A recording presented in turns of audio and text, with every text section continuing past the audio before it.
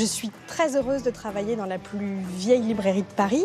Elle a été fondée en 1708 et c'est traditionnellement la librairie du Palais Royal. Elle a été fréquentée par évidemment Colette en voisine, par Cocteau qui venait acheter ses livres et qui allait les lire au Grand Véfour de l'autre côté du Palais Royal.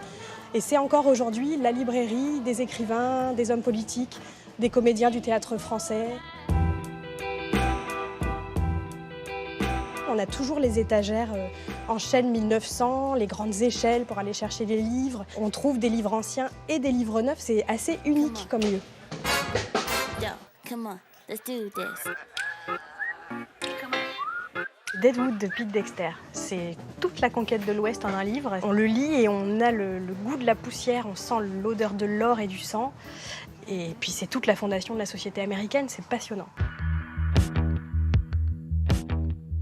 Requiem des innocents de Calafert, c'est un cri de rage, c'est vraiment une description par le détail de tout ce qui peut faire la misère d'une vie humaine. Calafert ne nous épargne rien dans ce livre, c'est très très fort, c'est une lecture inoubliable. Chicago May, elle a vraiment existé. C'est une femme qui a fui l'Écosse au début du 19e pour devenir prostituée, puis arnaqueuse, puis danseuse à Chicago. C'est une femme qui est fascinante parce qu'elle a forgé son propre destin et son propre mythe. Et la fascination qu'a Nuala O'Fallane pour Chicago May est extrêmement contagieuse. Dieu et nous seuls pouvons de Michel Folco.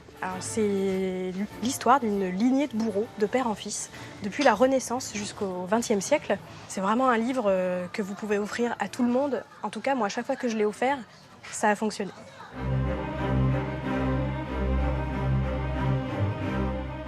Le Brady, cinéma des damnés. Je pensais lire vraiment un témoignage d'un projectionniste d'un des derniers cinémas de quartier de Paris. Et en fait, tout à coup, je me suis retrouvée au milieu d'un Zola. Il y a de l'humour, il y a de la force, il y a de l'intelligence, et il n'y a rien de plus beau qu'un écrivain qui s'y met.